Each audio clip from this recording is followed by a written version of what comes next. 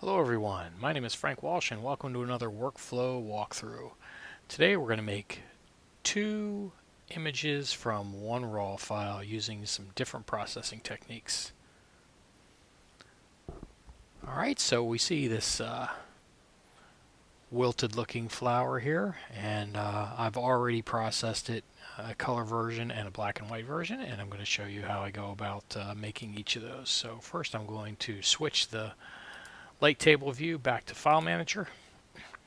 I'm going to go to the color version, and instead of throwing away my adjustments this time as suggested by some of you, I'm going to just go ahead and make a duplicate. So we'll duplicate that file. I'm going to take the duplicate, I'm going to discard the history,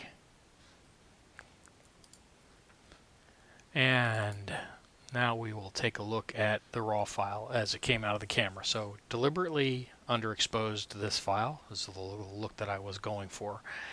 So let's take a look at some of the adjustments I want to make. The first thing I'm going to do here is I'm going to go into the tone curve, and I'm going to adjust the contrast of this image without increasing the exposure. So I'm going to drag the highlights over to increase the contrast of the image, and then I'm going to pull my darks way back down, and I'm going to push my whites up, and that's getting me close to where I want to be with this. Alright, now we're going to hop into the contrast equalizer, and I'm going to pull up pretty hard on the fine side of the curve here because I'm really looking for a crunchy, almost over processed look. This is already quite close to where I want it to be. I don't like this brighter part of the background here, so I'm going to address that by using a graduated density filter, and I'm going to just drag my graduated density line up here. I'm going to go try 2 stops. Yeah, that's pretty good. Maybe make the edge a little bit harder so the transition is a little quicker. Let's see, turn that off, turn that on. That's pretty good. Pull it up here so it has a little bit less effect on the flower. Okay, so we got graduated density, we did a tone curve. Let's take a look at the contrast of this. I'm going to go into color balance module. First I'm going to click the eyedropper button here for the contrast fulcrum, which is going to recalibrate this to sort of establish where the middle gray is, and it'll adjust the contrast around that point. And then I'll pull the contrast up here, and feeling pretty good. Feeling pretty good about that. That's the look that I'm going for here. All right, one more thing I think I want to do here is I want to add a vignette, and in this case I'm not going to center my vignette. I'm going to make it like a spotlight. So we're going to pull the size down, and we're going to drag the center right over top of the flower, and let's turn that off, turn it back on. Almost looks like I have a spotlight shining on the flower here. Okay, and I don't think I need to do much more with this image. I'm pretty happy with that. Let's take a look at how it compares to the original, shall we? So I'm going to go back to the light table. I'm going to select these 2 images, and I'm going to switch back into culling mode so I can look at them side by side. So this is the image that I processed earlier today, and this is the image that I just processed now. I think I came pretty close to matching my original thoughts. So we're good there. Now the black and white image.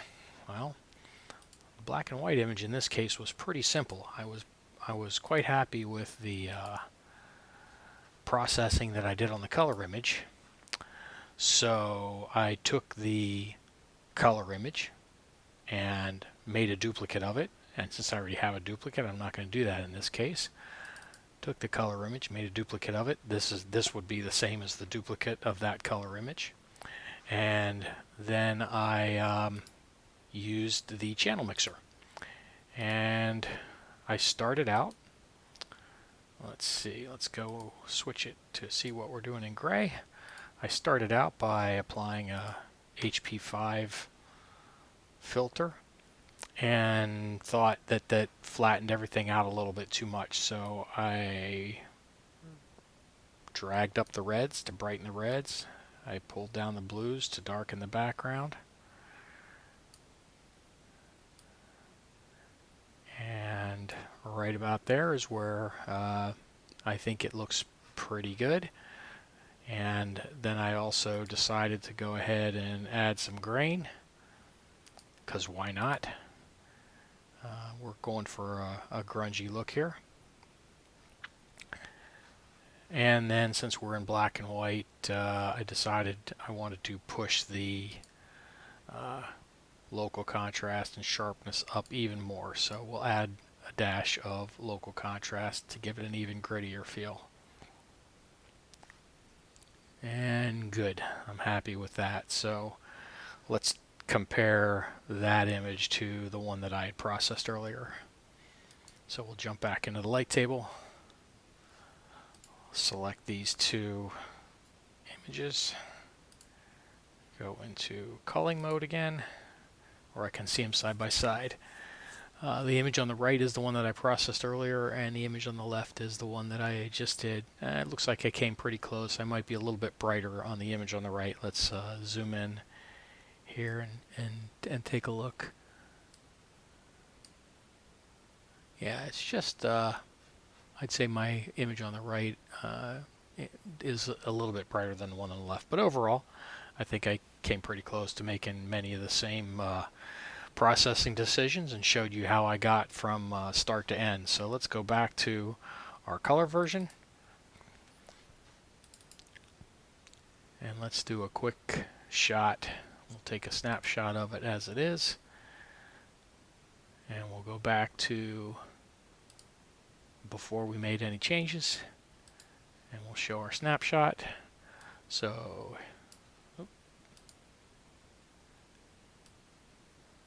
here we have the image, the raw image out of the camera. And here we have our final process image. Now this is a very stylized image and it may not be to everyone's taste, but this is what I wanted to do with this. And I thought it might make a good example for a video. So thanks for joining me today. Hopefully you picked up a couple of tips. Please leave a comment if you'd like me to do anything specific, and I'll try to do it. Thanks. Bye.